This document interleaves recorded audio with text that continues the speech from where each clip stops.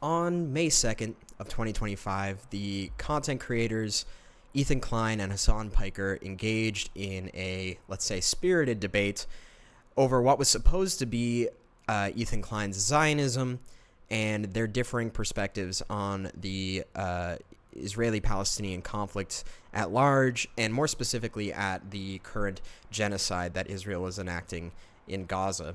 And the debates and the aftermath quickly became about interpersonal drama, online beef, and the topic of the discussion got really distracted, even within the debate itself.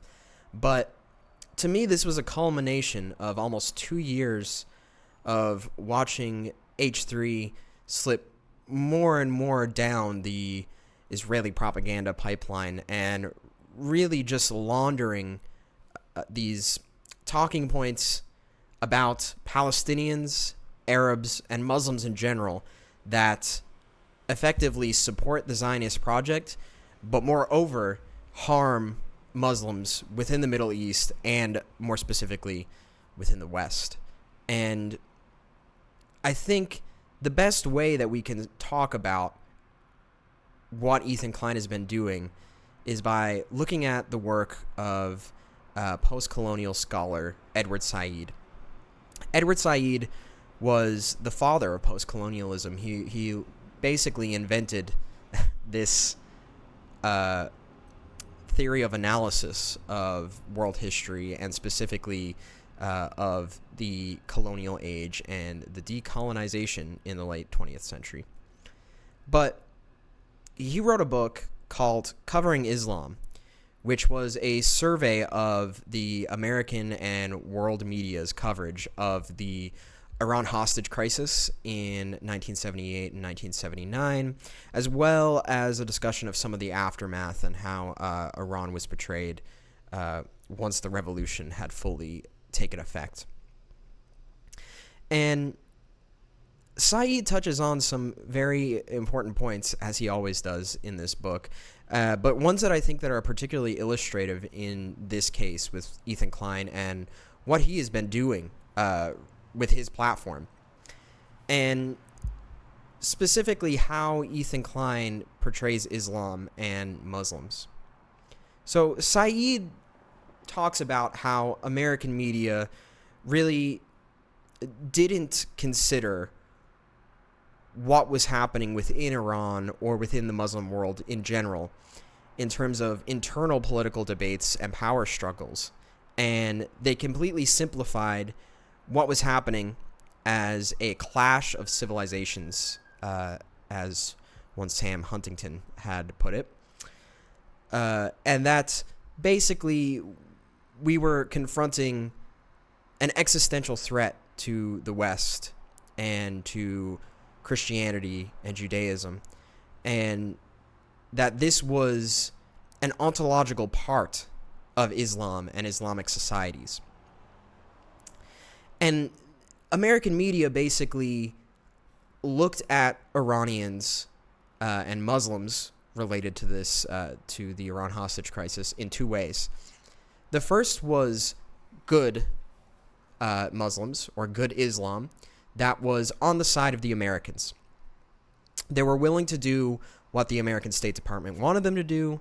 They wanted to work with American imperialists, and so they were a faction within Iran that was pushing for a more pro-American stance.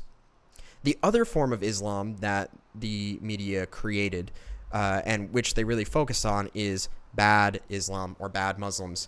And as you can imagine, these were the students who were responsible for the hostage crisis, as well as Khomeini and the eventual Iranian revolution and revolutionary government.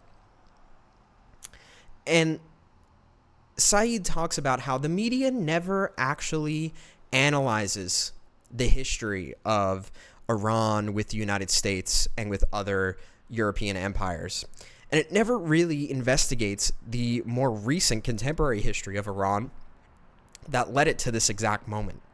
And it doesn't take seriously the actual complaints of Iranians at this time and their oppression that they were facing under the Shah.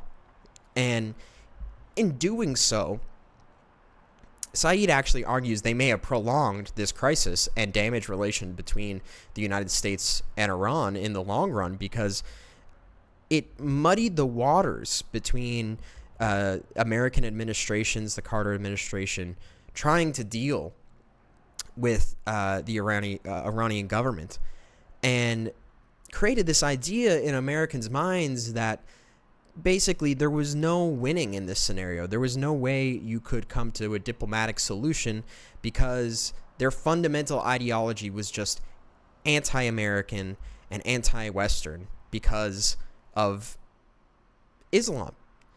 And the only kind of solution that, not all, granted, but the only kind of solution that was really laundered in the media was either supporting these good Muslim groups or attacking Islam and what it meant on the world stage head on.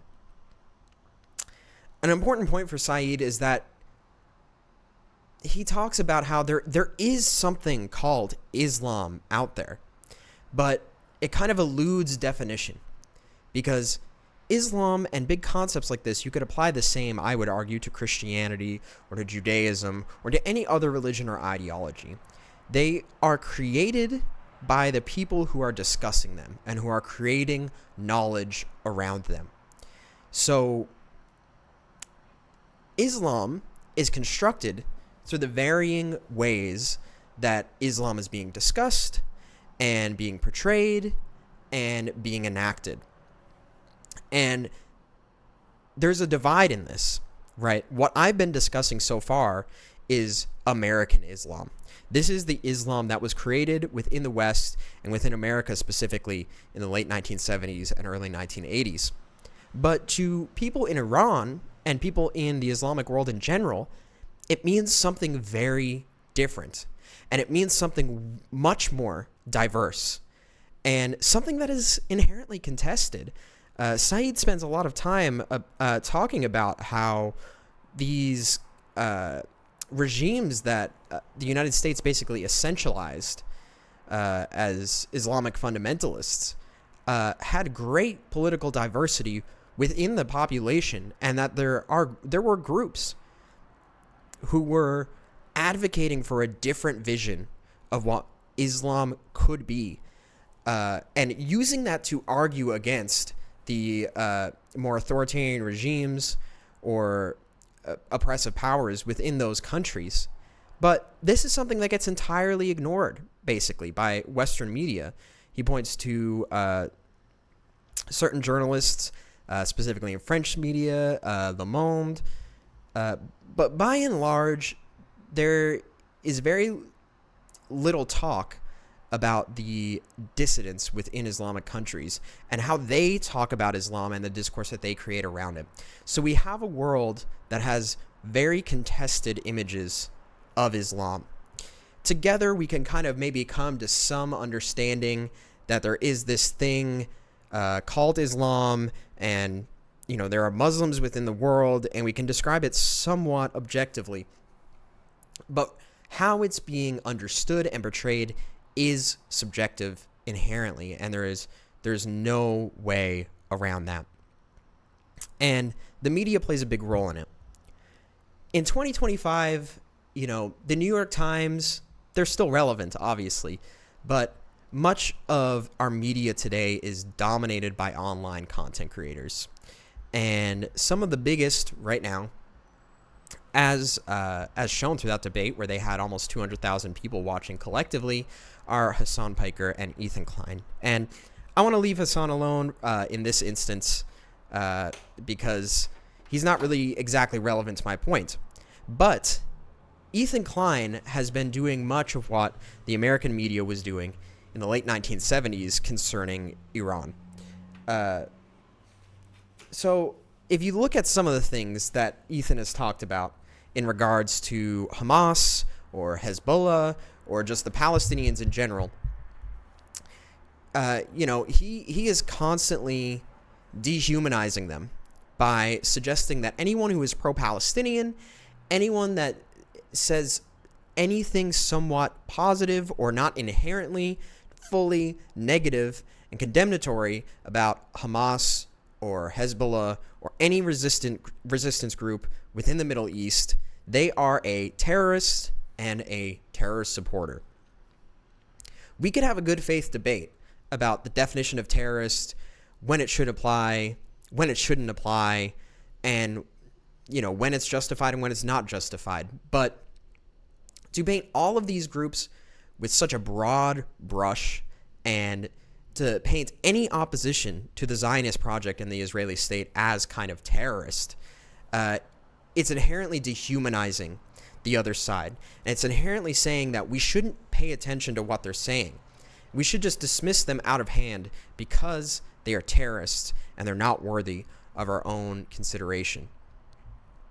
You can see this juxtaposition in the way that Ethan has discussed the IDF versus Hamas or Hezbollah.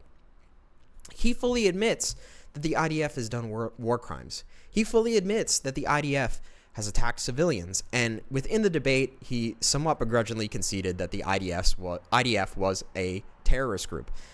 But he is constantly running defense for why the IDF has to do the things that it's doing, that it has to respond, that it has to defend Jews, that it has to defend the Israeli state. Otherwise, Arab groups and Islamic groups would kill all the Jews within Israel. This is Ethan Klein's argument. So while he ostensibly says that they're doing the same thing, his treatment of Israelis and Arabs are entirely different. They are held up to different standards. And this leads into that kind of portrayal of Islam within the West, that Islam is ontologically bad and not and can't go along with Western values or with how we want the world to be. Some of this is noted in a lot of his earlier discussions of his wife Ela Klein's experience within the IDF, where they talk about Ramallah and they call it a quote-unquote terrorist city. And within the debate itself, he runs defense for the actions that not Ela herself, granted, did, but that the group that was with Ela did, where they abducted a Palestinian child from his home in Ramallah. And Ethan defends this in the debate basically by saying, what if this guy stabbed somebody? What if he murdered someone? What if he harmed a child? We don't know any of this. He, for all intents and purposes, is a random person that Ethan is projecting these violent criminal tendencies on because he lived in Ramallah? It's an insane argument, and there is no real justification about it. You would never make this argument about a random person in Israel or a random person in any other country, any other Western country, at the very least. The other thing that Ethan and Ela have really done that I think fits this narrative is that they've downplayed the harm to journalists within the Gaza Strip. When Hassan initially reneged on him saying that he was going to go to Gaza because he couldn't get security clearances, they made fun of this like it's a big joke that like, oh, he's scared of Hamas and that's why he won't go. And the Israeli government, they're not going to do anything. They wouldn't hurt him. But constantly we see that the Israelis have specifically attacked journalists and specifically have attacked people trying to shed light on the things that they are doing. They've done this before October 7th, but since that day, they have engaged in the most deadly campaign against journalists in the history of the world. They have killed more journalists than were killed in the First and Second World Wars. This is a graveyard, not just for children, but for journalists as well. And to not actually reckon with that is another version of having different standards between the groups. The IDF can murder civilians, it can murder children, it can do what it wants, and Ethan Klein will say, that's bad, I don't like that, it's not good, and he will claim that he's pro-Palestinian and thinks that this should stop. But to offer any other solution, he becomes enraged. And he immediately runs defense for why Israel needs to engage in the actions that they are engaging in. So I come away from all of this and his content and reflecting on Saeed and covering Islam. And I think about what kind of betrayal of Islam do you get by watching the H3 podcast? You know, as I said, he can claim to be pro-Palestine. He can claim to be pro-peace or whatever he wants to say that he is. But what is the impression that the viewer leaves the live streams with about Muslims and Islam? And to me, the impression that they leave with is that Muslims are violent. Their ideologies are inherently violent. They cannot coexist with Israelis, with Jewish people, or with the rest of the world. And that something needs to be done to stop people from, quote unquote, supporting terrorists. This is, needless to say, not an accurate vision of what Islam is, what it has been, or what it will ever be, hopefully. And his inability to actually reckon with the Muslim world and with Islam as it is, and as Muslim people are telling him, is leading him to support these narratives that bolster the Israeli state, bolster the American State Department, and justify the acts of genocide that the Israeli government is enacting within Gaza. If you were pro-Palestinian, the only thing that you would be talking about is the mass murder of Palestinians. It pales in comparison to anything that Hamas has done against Israel. It pales in comparison to anything Hezbollah has done against Israel. And it's completely illustrative of why Hamas, Palestinian Jihad, and other anti-Zionist groups within the Middle East have done the things that they have done. This is not to justify attacks on civilians, because nothing justifies it. Absolutely nothing justifies attacks on civilians. But if we want to actually understand humanity, and we want to understand people and how they work, we need to take everybody seriously. Listen to what they have to say. Listen to why they're doing the things that they do. And then we can come to a judgment after as to what is the reality, what is to be done, and how should we treat people. And I think if Ethan reflected a little bit about ultimately what his goals are, that, you know, maybe he would question some of the things that he is doing. Nevertheless, I'm discussing this because I think it's interesting to see Saeed's points that were written, you know, over 40 years ago at this point, bear out in the modern age within social media as well. And it shows that it's not just these legacy media corporations who are deeply invested into the American imperialist project that are promoting these narratives, but it's civilians within the West as well, and people who, for whatever reason, whether being misinformed or misaligned or grifting, they use these narratives that old media used to use on social media in way more clandestine ways. And I think we just need to be aware of how new media is using some of these same tactics, some of these Orientalist tactics that old media also engaged in.